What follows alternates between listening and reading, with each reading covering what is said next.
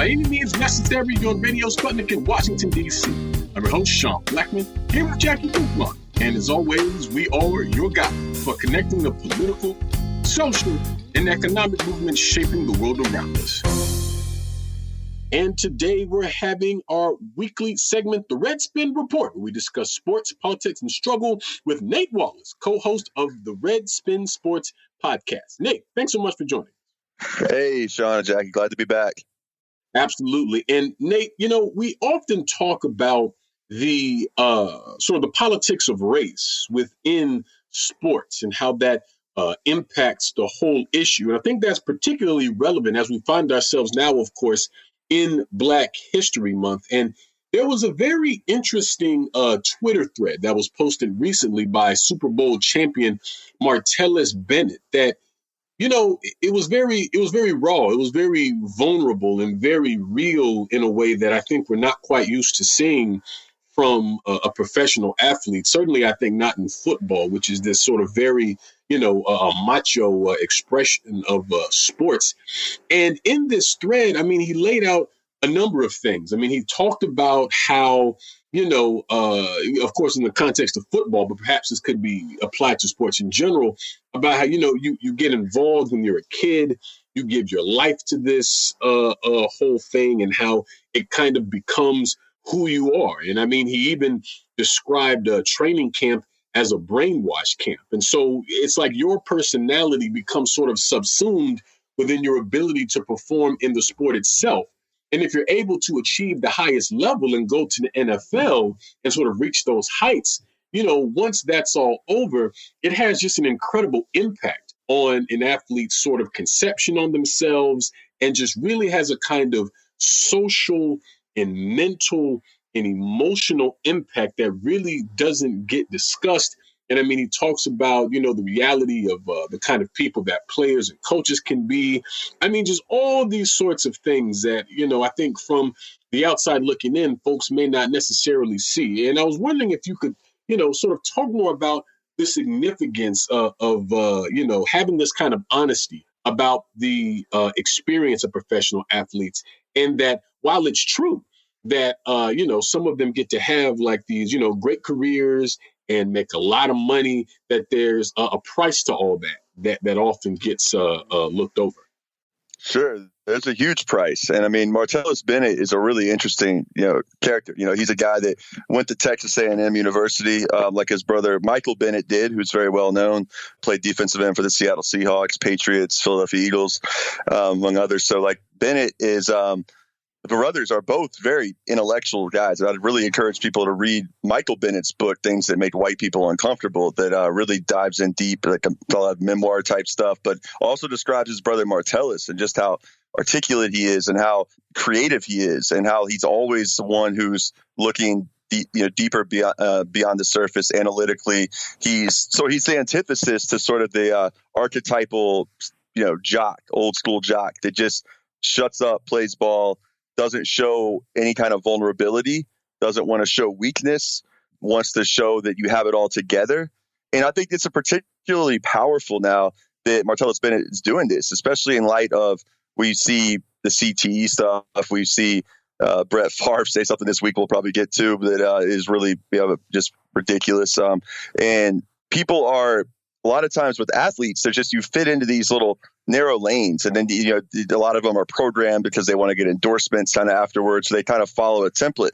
Martellus Bennett is a true free spirit. And that's like beautiful to see, because what he's calling out here is he talking about the brainwashing that goes back all the way to Pee Wee, that goes back to football, that goes back to how you're groomed at a young age to not show, of course, not to show weakness, about how to, how coaches a lot of times are projecting their own dreams and aspirations that maybe weren't fulfilled onto players. And then talk about the real disillusion that comes in your post-career, where that whole identity has been constructed upon this superhuman identity, this identity that can, go out and play big time college football in front of 100,000 people in the NFL for years. You're a fantasy player. Everything about your life is built up into like a spectacle, right? And yet ultimately then you have to draw back from that and wonder, who is the real me? you're wearing all these masks. And I think that's a great metaphor. I mean, not just the metaphor given the times we're in with COVID, but the different masks you have to wear to be kind of jock also, I think, relates to the kind of mask a lot of people feel like they have to wear within a capitalist society in order to self-police their own identity and who they are, depending on the type of space and place they're in order to not compromise themselves, to not maybe project vulnerability in the wrong spot. And I think it ties into a lot of the mental health issues we see because and with athletes, it's just heightened because they have a spotlight on them and they've had this physical prowess, this ability on top of it. And to lose that and then to think like how you define yourself when such a percentage of your life has been based on your ability to have this physical ability and this prowess that is now gone and how that affects mental health. I think it's really, really important to see Martellus Bennett bringing this stuff up because my hope is this creates more conversations. And let's not forget, this was all started in the Twitter thread. The original tweet was about, in response to a TMZ Sports tweet about Brandon Marshall, former wide receiver, saying that he wants to fight Deontay Wilder UFC. And it kind of reminds me of the Nate Robinson, Jake Paul fight. And I guess he's sort of alluding to retired six-time Pro Bowlers can get knocked out too. Kind of brings up Conor McGregor, losing to Floyd Mayweather, maybe saying stay in your lane. But then how that one comment then leads him to go on this whole thread. And I think it's really just a great illustration of the beautiful mind that is Martellus Bennett and the insight that he has, and also the potential power that athletes can have if they're willing to shed this archetypal notion of the infallible, power, indestructible athlete that is not vulnerable. So, there's a lot we could get into here with this. Yeah, I mean, I cannot ignore what he said in this series of tweets about the indoctrination of kids, even in peewee leagues. And, because the focus on football has been from, society, the outside looking in, has been a lot of, the overemphasis of machismo and, whether the sport encourages toxic masculinity. And I always felt like the conversation was kind of wrong in that regard, where they're looking at whether, these little kids are being taught, to be, to grow up to be bad men. But the issue is that it is the institutionalization of sports and how kids are funneled into this system. And this is what he said in his tweets. He said, kids get funneled into this system. And when you sign those permission slips,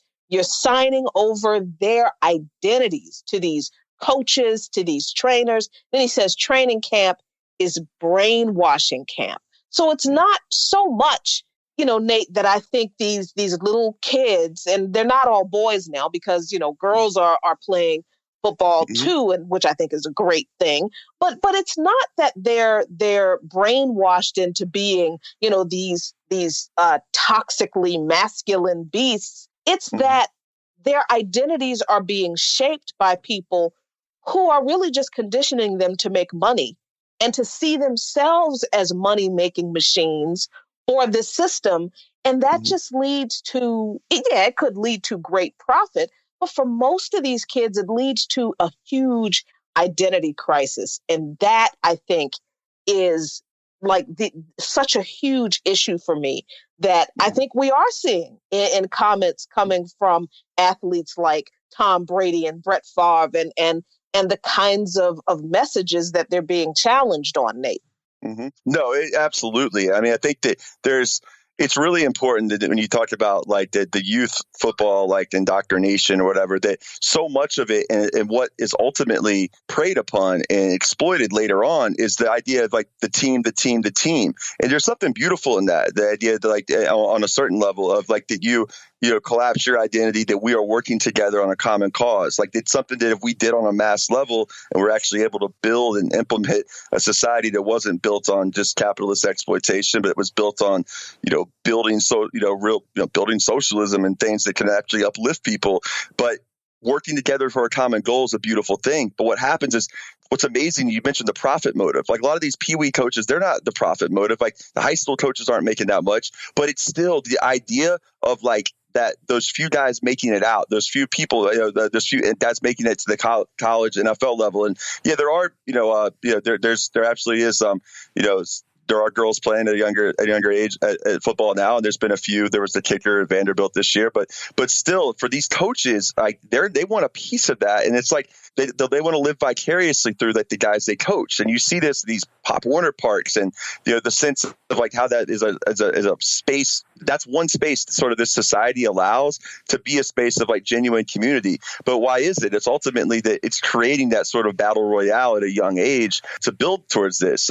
You also you think about the whole violence and the mask you wear, and I don't know about the toxic masculine thing. I think is very oversimplified. I think a lot of people, and especially academic discourse and feminist discourse at the college level, they're coming at it from seeing like these grotesque kind of like upper middle class white guys, and the power dynamics, and their dad's got money, and there might be a sexual assault allegation, but they're not thinking of it in the reality of like most of these players aren't actually coming from that background anymore.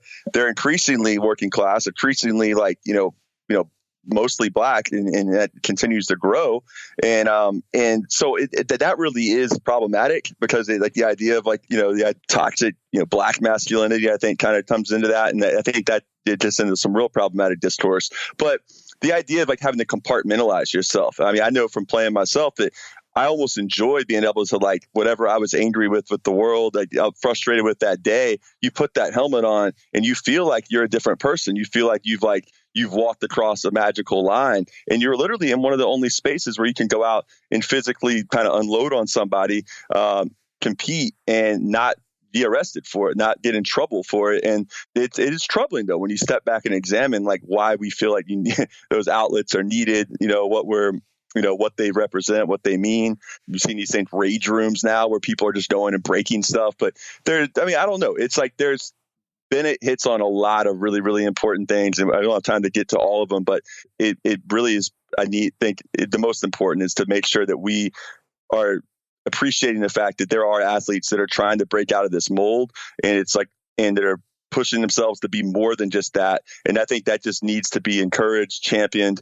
and despite the flaws of football and whatnot, we know it's not going anywhere in the society. So let's try to make sure that we support the people that are trying to make changes, and hopefully help that build to something being more transformative on a larger scale. Yeah, I've also noted the rise in popularity of these rage rooms, which, like you say, Nate, literally people go in, they get some goggles, and they're given like a sledgehammer, and they just tear stuff up, old TVs and glass panes and pieces of wood and stuff like that. And that really struck me, because I can't help but feel like that's kind of a commentary. Like, well, what does that say about where we are as a society, that literally we have to go pay to have that kind of emotional release for our frustrations? You know what I mean? And not to belabor the point about the impact that this has on children, but, I was actually thinking about that show, Friday Night Tykes. And for those who may not be familiar with it, this is a television show. I don't think it comes on anymore.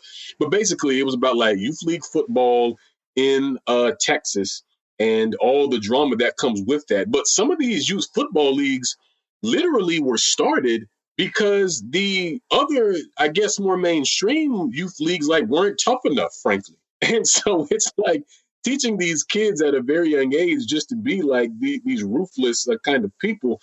I don't know. I think it factors into this whole sort of displacement of one's personalities. It's like this unstoppable machine at destruction, even at a young age. And another thing I wanted to touch on in our last few minutes here, Nate, of course, Jacquie actually started the show talking about the upcoming Super Bowl and the issues with Tom Brady, and of course happening in February, and how, maybe a Black History Month is being used kind of cynically to promote some kind of, plastic saccharine, socially conscious kind of message, while of course covering over the kind of oppression and exploitation, even within the NFL, that we talk about so often here.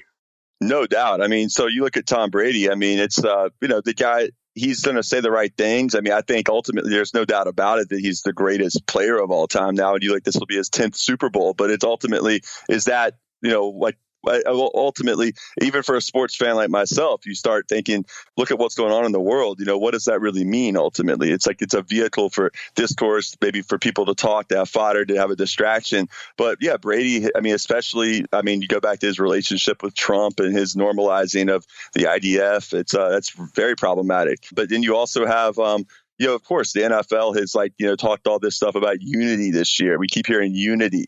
And what does that really mean? They're talking about collapsing, it's like Black History Month into something like these things to them are like things where okay, let's let people exercise a little display of, culture, that we're being more multicultural, inclusive, understanding. But of course, no part of that ever deals with like the class dynamics of race. You're never going to hear anything about Fred Hampton or Paul Robeson for darn sure in any kind of Black History Month. And you're definitely not going to learn that Rosa Parks wasn't just randomly upset one day, that she was actually strategic and part of like a very disciplined strategy, right? So like they don't, while players can be subversive, you're absolutely right. It's very cynical. But I really want to just get to the whole Brett Favre, thing this week that's come up with Deshaun Watson and how this Houston Texans team, a team whose identity is rooted in the identity of like the old Texas Republic, which is a slaver republic from like 1836 to 1845, and the idea of the Lone Star State, and this team being run by essentially a youth pastor.